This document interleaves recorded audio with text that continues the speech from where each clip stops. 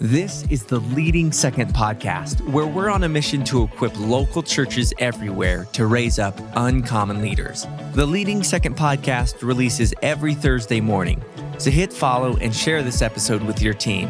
Now, let's jump into another episode for all of us who lead from the middle. This is the year of the leader. This is the Leading Second podcast.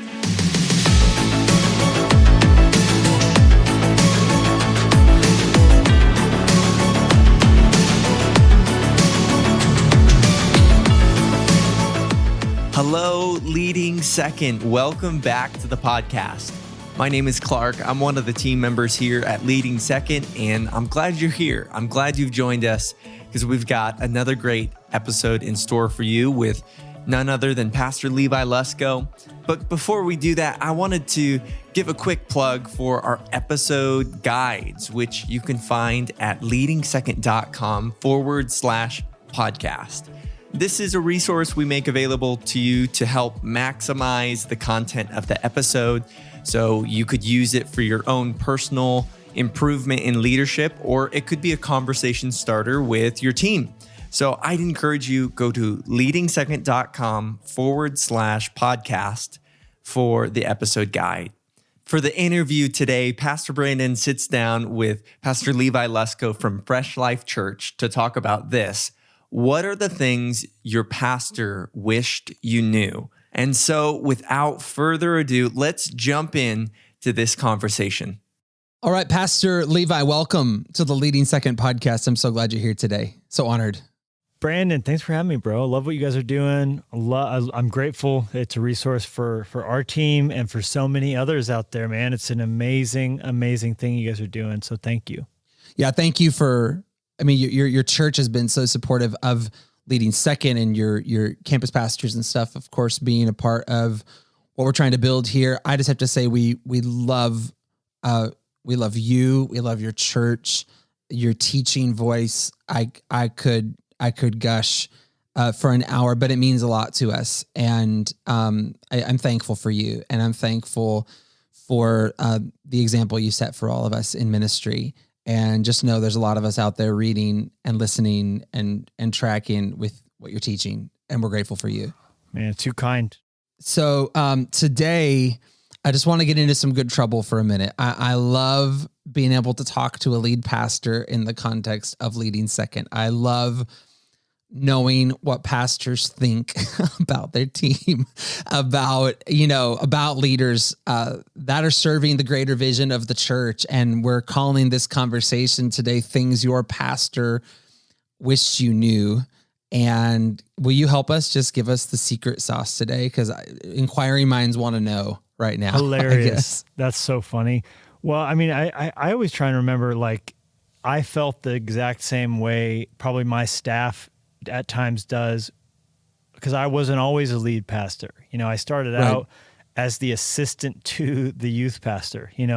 I had 4 probably cubic feet of workspace next to the receptionist. And I had to move the typewriter that was used to hand address envelopes anytime I wanted to work. You know what I mean? So that was my start. And they would, have people come in for counseling in that time before, as our church, we always use professional counselors now, to refer our church to. But back then, the pastoral expectation was you would do counseling appointments, actually counsel people. And so they would oftentimes ask me to literally, as 3 semesters of Bible college under my belt, step into marriage counseling. And I'm like, oh my gosh, this is a train wreck. But people would think it was the worst idea in the world. They would say, I want a real pastor. I don't want to meet with this guy. I looked, so green and so wet behind the ears. And I was. But the funny thing is, I always think about that because people didn't want to meet with me then because they wanted to meet with a real pastor, probably specifically the senior pastor. And now how ironic that I lead an organization where people don't want to meet with maybe people on the team because they want to get in front of the man, you know? Yeah, and I'm yeah. like, dude, you should I'm the talk to same those person. people. You should talk to those people back then because I know maybe less than I do then. Then I had more theories than I do now, right? So it's just funny. So I guess what I want team to know is your senior pastor probably feels just as ill-equipped for his job as you do for yours. Wow. He probably feels just as under-resourced, and he's probably tempted just like you are to think that he can't do or she can't do what's in her heart with the resources they have, and probably has on their bad days the same insecurities you do. Like, oh, my point is we're all just people, right? And God gives us different levels of authority in different seasons of our life, but the goal is for us all just to be found faithful in what he's called us to do. And I think we can tend to kind of like in our heads put our boss into this category or put people under us in this category. And it's just remembering at the end of the day, like, have empathy, have compassion, because they're struggling just like you are. Right. That's so true. So, you know, I'm not a lead pastor, but my conversations with them, I think I've really gained a heart of empathy for that. And maybe that's my first question for you. Take us into the world of a lead pastor. What are the tensions that you manage that you wish your team, maybe they don't have a view of it, but you wish they understood, like, man, they don't see this about my job. And it feels like tension that I carry in the lead seat. Well, I want to brag on my team. I feel like our staff and team is so gracious and always supportive. And, you know, I feel like they go out of their way to let me know that they are holding our arms up. You know, I feel like I don't have a real like, man, I wish, you know, our team, you know, like if they only knew the troubles I know, you know, it's like heavy lies the head that wears the crown kind of a thing. I think we have a really robust team. And right now at this particular moment, though, like every church staff, we've been pruned and we've had people step off, and some has been great, some not so great. That's just normal. And I think it's just been exaggerated by kind of this post-pandemic weirdness, which has just caused a lot of people to feel maybe more angst and maybe more, you know, lucrative options out there or whatever else. They you know, more than ever, people can go freelance. I think especially on a lot of church creative teams, people have realized like I can go make twice as much money doing this, you know, in a professional way versus in a ministry way. And that's all normal, you know? So I think, all that's great. But I guess, I think people maybe don't realize like how much, like we all want the same thing. It just kind of looks a little bit different. I think sometimes when you're in that, you know, seat behind the cockpit, it's kind of like, you know, you see the photos of the outgoing president, you know, it's like they look aged like in dog years for that kind of just awareness of all. I think a lot of us, you know, who want to take shots at whatever your political beliefs are, hold that aside for a second. Just, I think whoever steps into that role and sees the real dire picture maybe goes, oh, dang, like that's, I had a lot of thoughts about how this was all going to look. And I think then you get into it and it's a little bit easy to have a lot of like, oh, it should be this way and that way. And, you know, the reality is your boss might be just trying to like keep you getting a paycheck and, you know, there's so many more things maybe they're juggling than you realize. Kind of like when you're a kid and you don't realize how much your parents have to kind of sacrifice to just even put food on the table. And you're like, I want new shoes for the sport. And it's like, hey, we're trying to make sure we don't lose our house, you know? So I think sometimes maybe that's a factor in it. Yeah. I never, you know, I think about my 10 years on staff at Champion Center. I never one day ever woke up and wondered about my paycheck coming into my direct deposit. Like never one day was that a thought to me. And I know probably my pastor, like that was regular, you know, like how do we pay the bills? How do we move this forward? So I think we carry different weight. I love what you're saying though. We want the same thing. Yeah. If I could just maybe give an example, like there was early on we had our first building project, you know, this is now 15 years ago. You know, we ran out of money. We picked the world's worst time to be in a building project. 2008, this major recession, one of the worst economic times of my life up until that point. And that was when we were going to, you know, build this church out and, you know, making payroll while we were literally running out of money to build the building, you know, and it's like, and in the middle of all that, like still having to, you know, deal with, you got to get a sermon, got to, you know, the wheels have to keep moving forward. And so I do think there are moments when, you know, our team doesn't know, you know, every every major, battle that's happened kind of maybe behind the scenes to keep things kind of moving forward. I do think there's some sense of awareness, like, hey, do you realize how much more it costs for us to put the vision plan and the healthcare and all of those things forward? And I think it's like whatever pinch you're feeling at the gas pump or at the grocery store, your employer is probably dealing with that just as much, just to keep those benefits going. And that's right. So I think just realizing like, hey, there's a bigger world, and I think gratitude all around and empathy all around is so important. What are you looking for most in the leaders that are coming up in your church right now? Like, what qualities are you wanting to see, or character even, are you wanting to see in emerging leaders in your church? That's such a good question. I mean, obviously drive, you want to see drive. You can't really, I can't put that in you. I can't put that in. I can help give you skills and help give you, learning to preach, principles of team building. All those things can be given. You can't put in the fire. I'd rather see mistakes born of initiative, critical thinking, so important. Not stopping at opposition the first time you hit an obstacle. I mean, there's one of my favorite stories is the story of a coach, a football coach, talking to his head recruiter, and the recruiter was, getting briefs on what the coach was looking for to fill out that team. And the coach goes, the kind of player who gets hit and falls down and won't get back up. And the recruiter goes, yeah, I got that picture. And he goes, I don't want you to recruit that kind of a person. He goes, got it. He goes, but the kind of person who gets hit and falls down, but gets back up only to get hit again. And this time he's out for the count. And the recruiter goes, yeah, I think I know what you're talking about. He goes, I don't want that player either. And he goes, the kind of player who will get hit, fall down, get hit, fall down, get hit, fall down. And the recruiter stopped him and was, I get it. You want the kind of guy for me to recruit for your team that no matter how many times he gets hit, he keeps getting back up. And the coach goes, no, I want you to find me whoever the guy is who's knocking everybody down, right? That's who I want you to recruit.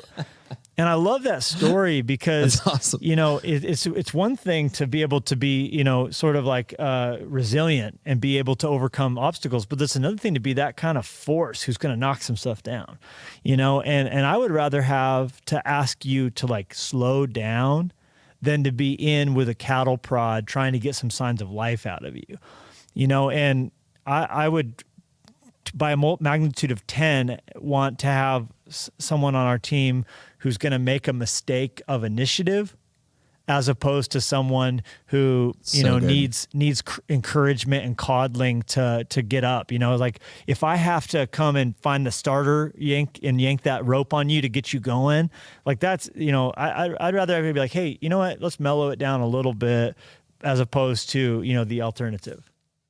So good. It's so good. What does your team do that gives you confidence in them?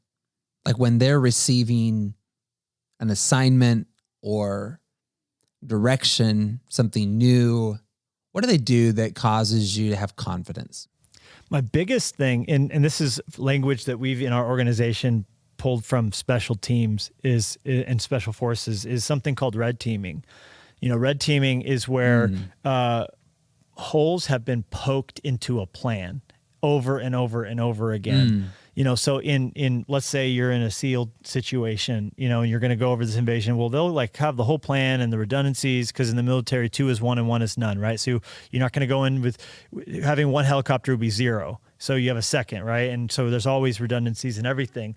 But then before the actual mission, they'll assign someone to be an adversary and to come in and be almost hostile in the plan and trying to find the holes in it.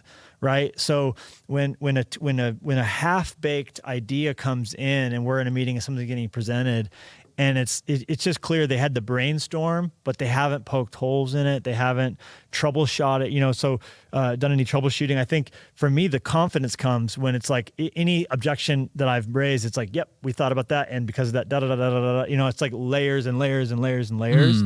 it's almost like you would never read a book that hasn't had like, every book I've published has had like 5 rounds of editing, with fresh eyes on it. And it's like someone came in and was the devil's advocate, and doesn't matter that I really loved this language of this paragraph, like they're fighting for the reader, right? So I think the same thing, that analytical, critical thinking when it comes to, strategy and the group's push, and it's like, but not being so enamored with this great first round idea that there hasn't been the kind of attacking of the plan to really see it survive. Because at the level it gets to me, I'm going to quickly kind of poke holes in it. What gives me confidence is feeling like that's happened at a number of different levels. That's really good. So then let me flip it on you. What does your team do that erodes confidence or erodes trust? Any level of let me Google that for you, it's like, man, like we hit this barrier. Like I feel like any kind of time where it's like any opposition and they backed off, it's like, really, like we didn't think we could keep Googling, keep trying, like any sense of, what about like finding, like the whole world, where there's a will, there's a way. And where I feel like people have either taken an easy off ramp, right?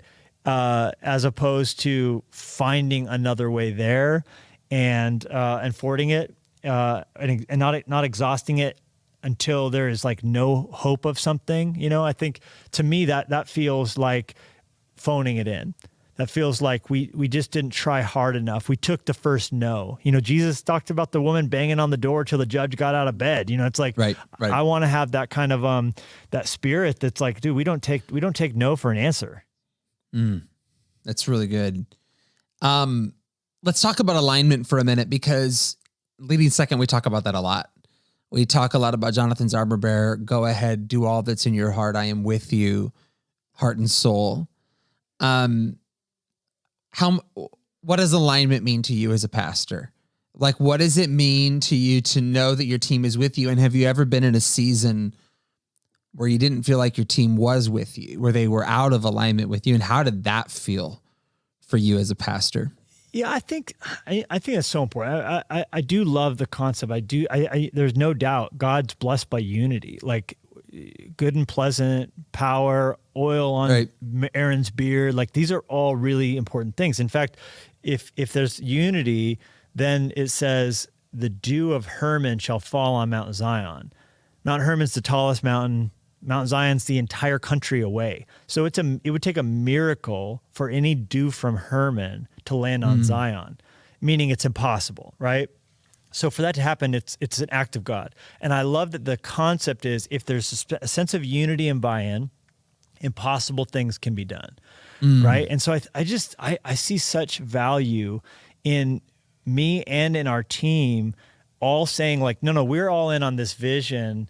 We believe it's larger than any one of us, So for us, we have what we've nailed down as our values and our vision we're pursuing, a whole world where no one is stranded in sin, that all have found life and liberty in Christ.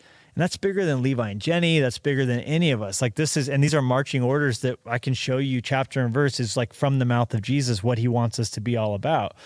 So by nailing that down, the cool thing is, like, and I would just say to anyone listening, your senior pastor listening, like if you haven't kind of like flushed out your where you're going and why you're getting there, and that it's not thoroughly biblical, right? I think the trouble with all of the language, it can end up becoming cult-like. Like David Koresh demanded unity too, right? So I think what's an amazing thing about being able to go like, here, no, like this is New Testament Christianity, this is biblical, and now it's larger than any one of us. This is where we're going. There's an accountability to that. The culture, if it becomes something that's not just like you're giving lip service to, but it's actually thoroughly like a part and parcel of your organization, the culture then does the policing, because anyone who's like a cultural misfit or like a prima donna or whatever, like it's just, everyone's going to really quickly spot that and not want that, So I think allowing, and one of the most important things we ever did was when I first like came before our team was like, hey, I've been intuitively doing a lot of these things. So one of our behavioral values is we don't wear Saul's armor.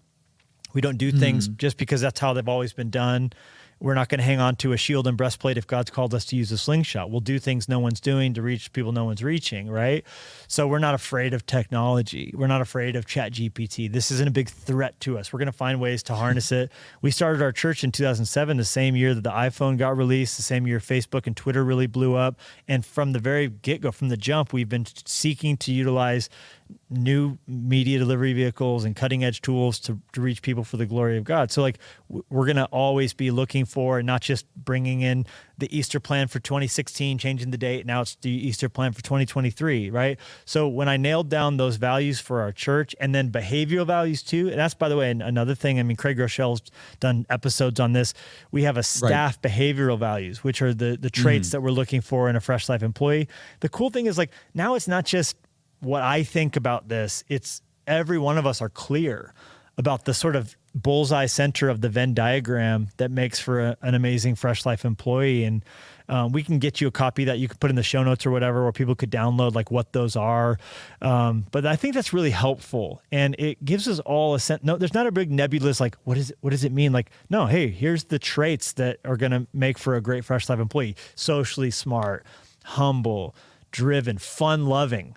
Right. And that's so important because not all driven people are fun loving. And so I think there's a way everybody can kind of know like, oh no, these are the expectations of me on this team. And that's exactly what I hear from you is I hear the need for clarity. I hear the need for it being biblically sound. I hear the need for that stuff dialed in. Let's talk about the moment where a staff member doesn't understand.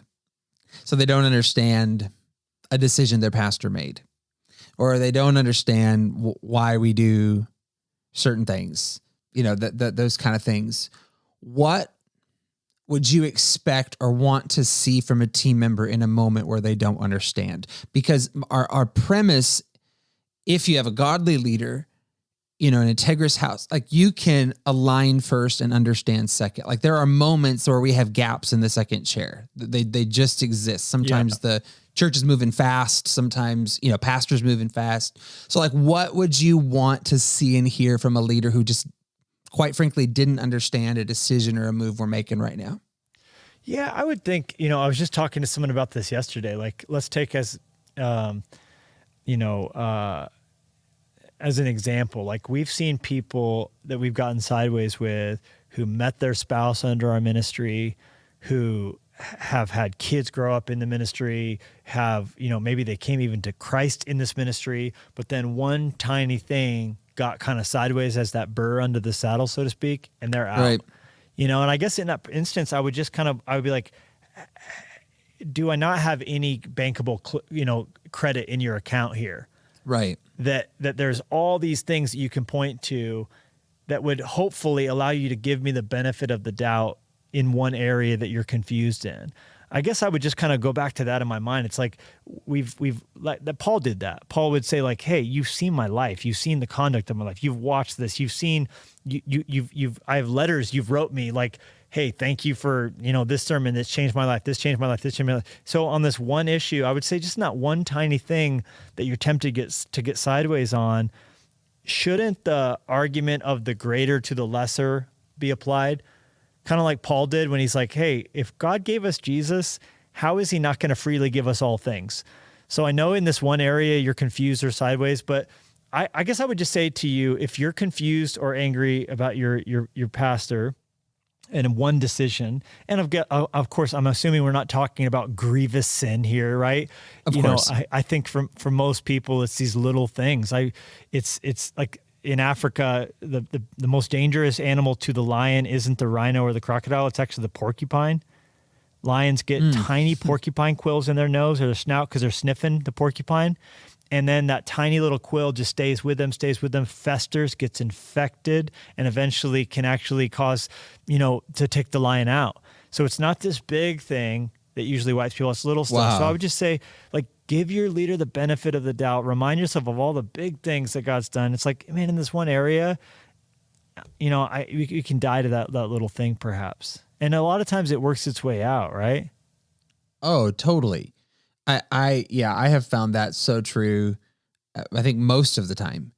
And even if it doesn't, I've just found if I keep the right perspective, it positions me to be able to be helpful, even if it wasn't the right decision, or even if we did need to change course. And it may very well not have been too. Right. I think we're all dealing with the mist of war, the fog of war, they call it, right? Like the decisions are gonna be made that are gonna be wrong, and that's partially how we fail forward, And so I think like the wrong plan executed with all your heart is still going to be better than the perfect one you're waiting on, like Patton said, right? Yeah, that's really good. Well, I got a couple more minutes, and I think something I'm just interested to hear from you on today. Our heart at our church right now is really toward young emerging leaders. We need more leaders yesterday, and I think a lot of churches listening do. We need to see the leadership pipeline refilled. We have a real heart for young emerging leaders coming up in our church. But I think we're now raising up leaders in front of a really interesting backdrop culturally. We have this really anti-authority thing culturally that I think we're contending with. Authority is a subject our world is just getting wrong right now on so many levels. And I think as God's church, we're called to be distinct in this. And I remember a message you did at Team Church several years ago, just on the subject of authority. And it was so good. I'm not asking you to recall that message or anything, but I could tell you that message verbatim. It's a DNA message for me. It's called Over Under. And it's based on a quote that's not original to me, but it's that we can't come to be over what God wants to put us over until we come under what God wants us to be under.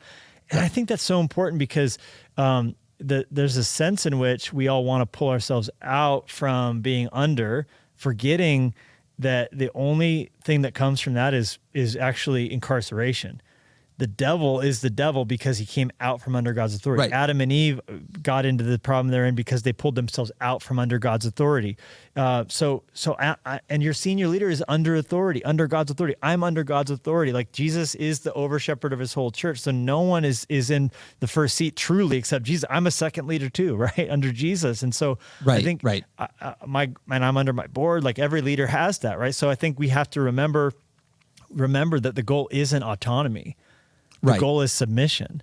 The power comes through submission and yielding. And I think, if I had one thing I could say to someone who's like in a spot where there's just like that, all that the forces in their belly, like, wanting to kind of go, all the things, I would just say, just remember this, like your pastor wants you to win. He wants you to unleash all the greatness that's in your heart. I know I want that for my team. I want them to excel. I want them to lead up. I don't want anyone to be held down. I want us all to run. And I think the faster, the harder we're all running, the more that God's going to be able to do, and to see that excel and to see that thrive. And but it's not going to come through bowing up and kind of flexing our spiritual muscles. It's going to come through the greatness Jesus exhibited at the Last Supper, yielding, serving, coming under that authority so God can release it, right? Well, and don't you think we need to return to seeing authority as good, that it is good for our lives? It is God's plan. I think I'm so bothered right now, I guess, by the fact that our world isn't seeing sin right now. Our world is seeing systems, and therefore everyone on top of the system is bad, and of course there's a time and a place to have some conversations, but just this whole idea that authority is automatically bad versus I think what I'm hearing you say is that like God's plan for you, it's good. It's good to be under authority. Like what would be some of the benefits of a leader just going all in, being under authority, serving the authority in their life? Like maybe just talk about how it's good. Yeah, come on. And without a doubt, I think I even if, and let's paint with a broom here, even if your leader, I'm not talking about horrifically sinful, but I'm just talking about even if they're not making the right calls consistently, right. there's a goodness to that. There's a goodness to yielding. There's a goodness not only for you to serve them, but for you to be developed in this season. and to not take your hand and, touch the Lord's anointed, like David said, like Right. had David taken Saul out, and Saul was a terrible leader. Horrible. He was a witchcraft and all these horrible things, but that still, that was a grace for David that kept David from becoming Saul 2.0. And I think back to my youth pastor days, and I was, I had a boss who was really honestly kind of just a jerk and all this, but man, I'm so thankful for that season of my life. I'm so grateful because all the chafing and all the, I can't, God was doing something in me that was precious and special. And so my submission to him, even when he was not nice, when he would put his feet up on his desk and say to me, "Oh, Levi, I remember when I was just like you, very naive and foolish and unwise." I remember I would be like, "I see what you're doing by making fun of you as a young man and saying you're just like me. You're saying I'm those things, right?" But it was I'm so thankful for that season and for how long it lasted, and that I had imperfectly, but was in that place to be developed. That's how God develops things inside of us, and it is good. That thank you for saying that. It is good. Let me land the plane on this one and just let you kind of riff on this for a second. I appreciate your wisdom and I appreciate your perspective today. My heart is just really moved for young leaders right now coming up, and the 20-year-old, 22-year-old, whatever, coming into church leadership. They feel called to lead in God's house, since God has something for them. Can you just speak right to their heart for a minute? What would your prayer or your exhortation be to a young leader desiring ministry, desiring to be used by God, even if it means in the second chair, in this season? Well, I would say this. I would say all of us, first chair, second chair, fifth chair, 20th chair, all of us overestimate what we would do with what we don't have and underestimate what we can do with what we do have. All of us. Okay. So for example, my worst day, I go, well, yeah, I mean, I would do that if I lived in Dallas. If I had 12 million people in the city, if I lived in New York, if I had a bigger church, if I had more budget, if I had elevation numbers, if I, right, that's all of us. We see well, yeah, I would do that if I had 10 talents, but I only got 5. I would do that if I had 5 talents, but I only got 2. And what did the guy with the 1 talent do? He buried it in the ground. Why? Yep. I'm not a senior pastor. I'm not even an executive pastor. I'm not even in the lead team huddle, right? He hit his talent on the ground because he had 5 talent taste and a 1 talent budget. So it's easy to just go, I'm not doing anything because I can't do the ultimate thing, okay? But God's not asking you to do what your senior pastor, what your boss, your direct report is called to do with their talent. He's saying, what are you going to do with yours? And I actually thought about this. I felt this was from God, Brandon, as we were kind of having this conversation.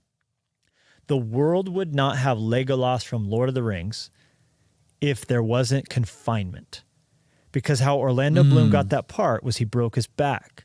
He was jumping from one apartment balcony to another with some friends. I think alcohol was a factor, and he broke his back. And he ended up wearing a back brace, and that back brace limited and confined his movement. So he couldn't do big movements and big acting. And he was doing a play in London or in Australia. And because he couldn't be big and dramatic with his body, he had to learn to do a lot with his face. So he had to sit still and he had to kind of learn how to do a lot with a little. But he got so good at doing a lot with little that when he went in for his audition for Legolas, and he was not a known actor at that point, it was because of what he couldn't do that they discovered what he could do. And so he could stand there with that intensity, that smolder. He developed it by, instead of going, well, what I can't do is going to keep me from being the actor I'm supposed to be. Instead, he said, well, if all I have is my face, it's going to be an intense face. And when you watch Lord of the Rings, you see that intensity. He's got a broken back. He can't move around when he did the audition. That's why. So right now you're in your season. You're tempted to go, well, I can't move my arms. I can't move my whole body. I can't do all this. Hey, what can you do right where you are that's going to honor God? And then trust your leader and trust God to give you more opportunities. Yes. Beautiful. Beautiful. Well said. What's your prayer for the church in this season? We're facing a lot of interesting times. I guess, I don't know.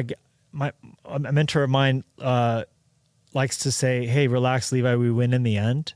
Like when you read the book of Revelation, like, hey, we win in the end. Like, don't forget that. Like, there's always this like white knuckle fear. Oh my God, this moment's worse than any moment that's ever been. Okay, first of all, have you ever heard about World War II? I mean, have you heard about World War I? I mean, so let's just stop with the drama, but then remembering, hey, it's bad. Yeah, for sure. All this craziness with fighting politically and gender confusion and all the secularization of our country. But hold on a second. How does the story end? If that's the case, then that means God's up to something. So let's just let's shine with the hope of the gospel we have. And my prayer would be that the church would remember that the way the story ends is with Christ's kingdom established on the earth, and we're in a hiccup on the way to that ultimate ending. Yeah, well said. We're gonna leave it there for today. I honor you. I thank you. And appreciate your investment into our tribe today. It means the world to us, Pastor. Thank you to everyone listening. And thank you, Brandon, for what you're doing.